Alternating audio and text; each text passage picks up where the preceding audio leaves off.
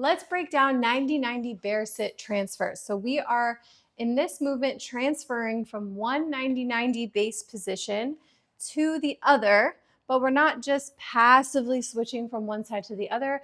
We want to switch with intention. So this is a breakdown of how to tie in your mobility work from one 90-90 base position and transfer to the opposite side while putting what you just worked on in your 90-90 into practice as you switch and transfer. So the name of the game is intention and initiation. So we'll quickly break down the initiation of our external rotation to get from one 90-90 to the other, and then we will challenge that bear sit transfer at the end. So starting in your 90-90 base position, the left leg is going to be in front.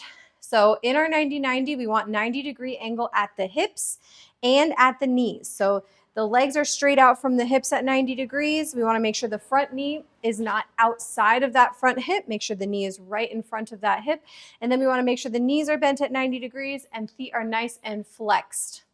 So once we are in this base position, right, imagine you were just working on external rotation or internal rotation, doing some 90-90 isometric work.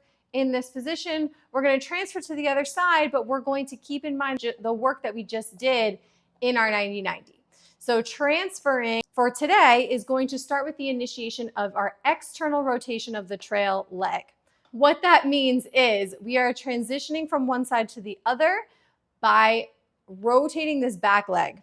In our 90-90, the front leg is an external rotation and the trail leg is an internal rotation. So if I stretch forward over my front leg, right, this trail leg is an internal rotation and I want to initiate this movement from the external rotation of this leg. So instead of going into more internal rotation, which would be lifting that foot and shin, I'm going to initiate by externally rotating, lifting that knee as high as I possibly can. So we'll keep the feet flexed. You're going to basically pivot on this heel. Now, as you're lifting the knee, you want to make sure that the hip and the body doesn't go with it. So as I lift, you can put your hand on this back hip. As you lift, try to make sure that the hip remains still and that your chest is facing straight ahead.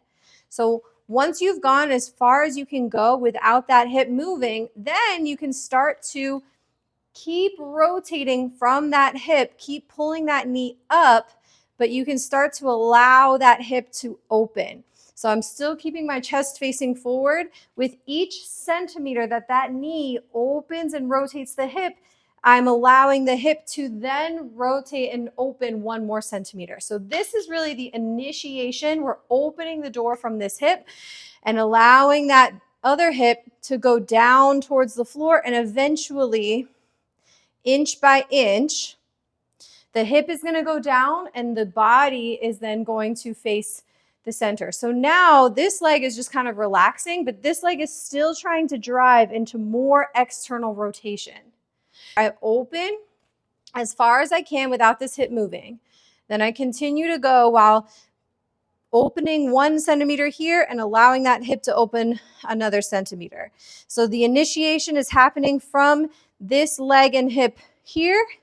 And eventually I rotate so much that I get this right hip on the floor and my body is facing the middle in our bear sit position.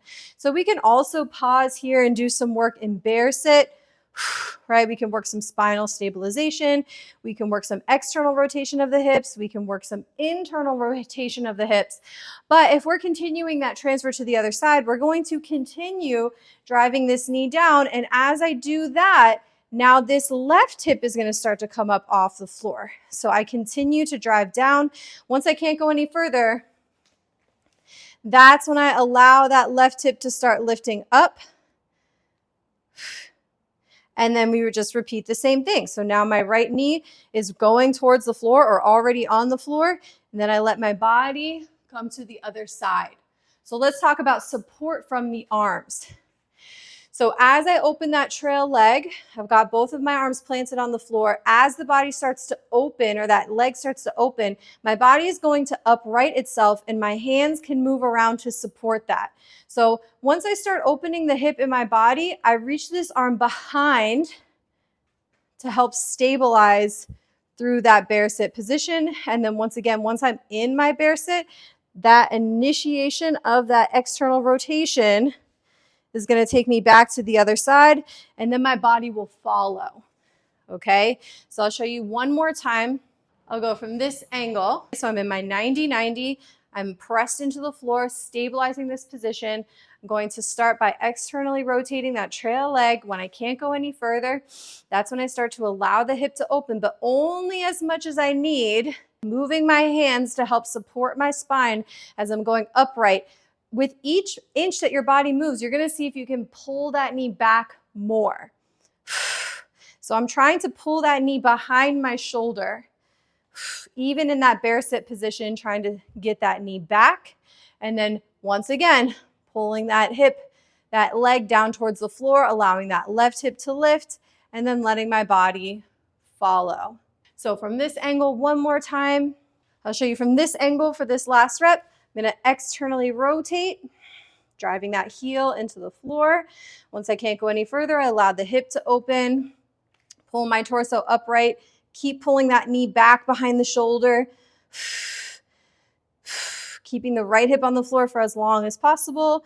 Slowly bringing the left hip down, but only if that left knee and hip keep rotating externally from my bear sit position.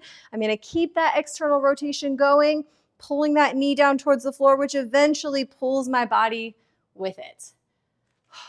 All right, let's try a challenge. So now that we've got the idea, we can try to challenge the stability of this movement in two different ways.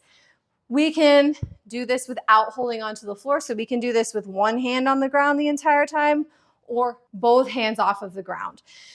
So if you've got one hand on the ground, you can use your left hand. If the left leg is in front, right hand's just going to be up to the side all the way through. Or you can work through this with both hands clasped together. We're going to squeeze those hands so we can generate more tension throughout the body and the core to flow out into the hips. So I'm leaning forward, squeeze those hands together. Let's lift that right knee up, externally rotating through the center. So now I'm working all of this external rotation, this transfer, without using my hands to stabilize my spine and my body, sitting tall throughout the movement.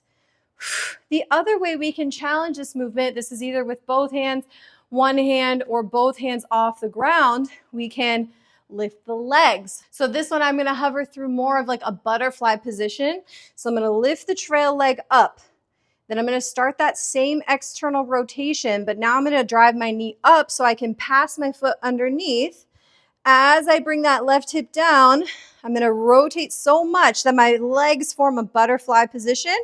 Then I'm going to shift my weight onto that left leg, externally rotating more, lifting the right leg, and hovering the right leg behind into 90-90. This is the most advanced I'll show you from this angle.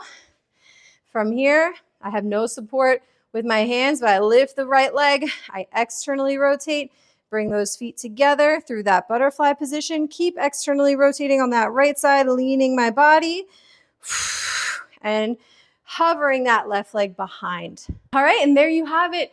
Your intentional bear sit transfers. Instead of just flopping those hips in and out, we're doing that with all of the initiation from the trail leg externally rotating out of that position. This is a pretty advanced movement. So come back and try it again. Work a lot in your 90-90s. Every time you switch sides, try this variation of the bear sit transfer. If you found this helpful, please share, like, and subscribe. Any questions, drop them in the comments below, and I'll see you next time.